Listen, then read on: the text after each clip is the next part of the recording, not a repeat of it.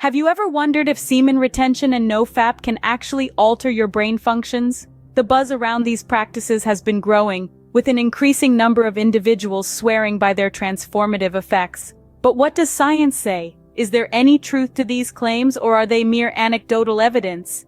Our objective today is to delve into this labyrinth, sift fact from fiction, and explore the impact of these practices on the brain. Join us as we delve into this intriguing subject. Before we dive in, it's important to understand what NoFap and semen retention entail. At their core, both concepts champion the idea of abstaining from pornography and masturbation. NoFap, a term spawned from an internet forum, encourages individuals to resist the urge to masturbate, primarily to internet pornography. Semen retention, on the other hand, goes a step further and promotes the conservation of semen through avoiding ejaculation altogether. These movements have gained significant traction in recent years, driven by a surge in online communities and a growing dissatisfaction with perceived societal norms around male sexuality.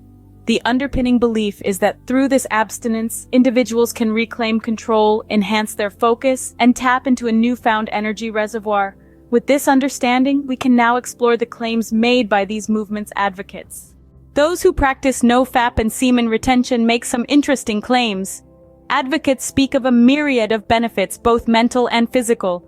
The most common claims include increased energy, better focus, and improved self-control. These, they say, are direct results of their choice to abstain.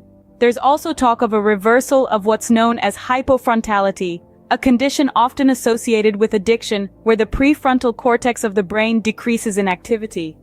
Advocates argue that overcoming reliance on pornography and masturbation can help restore the prefrontal cortex to its full, robust functionality. Anecdotal reports from proponents of NoFap and semen retention abound.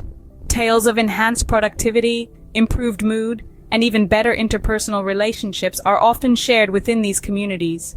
The rationale provided by these advocates is that by overcoming a perceived addiction, they are exercising and building a powerful prefrontal cortex, the part of the brain associated with decision-making and self-control. In essence, the claim is that by choosing to abstain, individuals are not only denying themselves immediate gratification, but also training their brain to resist temptation and make better decisions. It's an intriguing perspective, and one that has attracted a considerable following. However, these claims have been met with some skepticism from the scientific community. While the benefits sound enticing, there is considerable debate among scientists about the validity of these claims. Let's dive into the scientific skepticism surrounding NoFap and semen retention. The Diagnostic and Statistical Manual of Mental Disorders, 5th edition, or DSM-5, and the International Classification of Diseases, or ICD, are two of the most widely accepted frameworks for diagnosing mental health conditions. Interestingly, neither of these references include sex or pornography addiction as recognized disorders. This omission underscores a significant challenge facing the NoFap community: the lack of established medical consensus regarding the phenomena they're battling against. Critics also argue that the NoFap and semen retention movements oversimplify male sexuality. They contend that these practices propagate a binary perspective, painting all forms of sexual self-expression outside of traditional intercourse as inherently harmful.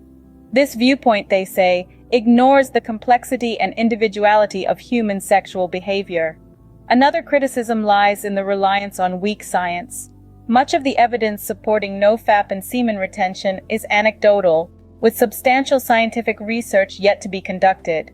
The American Psychiatric Association and many psychologists have voiced concerns about the lack of robust medical evidence supporting the claims made by these movements. So while some individuals report positive effects, the scientific community remains skeptical. It's crucial, as with any health-related practice, to approach NoFap and semen retention with a discerning eye and a critical mind. Let's delve deeper into the potential psychological and physiological effects of these practices. NoFap and semen retention advocates believe that these habits can lead to a reversal of hypofrontality, a condition often associated with addictive behaviors. Hypofrontality is characterized by reduced activity in the prefrontal cortex, the part of the brain that helps us with decision-making, focus, and self-control. The idea is that by resisting urges, one trains the prefrontal cortex, thereby strengthening its function, much like a muscle. This in turn could potentially reverse hypofrontality and improve overall cognitive function. Now let's talk about desensitization. It's another concept often brought up in this context. Long-term exposure to stimuli, such as pornography, can lead to desensitization, where the brain requires more and more of the same stimuli to achieve the same level of satisfaction or excitement. This can result in a perceived need for more frequent or intense stimuli, which some argue can lead to addictive behaviors. Advocates of NoFap and semen retention suggest various strategies for reversing desensitization. These include high-intensity interval training, also known as HIIT, and cold showers. The idea here is to expose the body to intense, short-term stressors, which can potentially reset the brain's reward system and help reverse the effects of desensitization. However, not everyone sees these practices in a positive light. There are counter-arguments and concerns regarding NoFap and semen retention. Let's delve into these, shall we? First, there's the potential for distress among followers. The framing of abstinence in terms of recovery and relapse can create a sense of constant struggle. This can lead to feelings of guilt and self-blame when relapses occur, which can, in turn, exacerbate stress and anxiety. This is not a healthy mental state to be in, and it's important to be aware of these potential pitfalls. Secondly, there's criticism about NoFap's approach to pornography.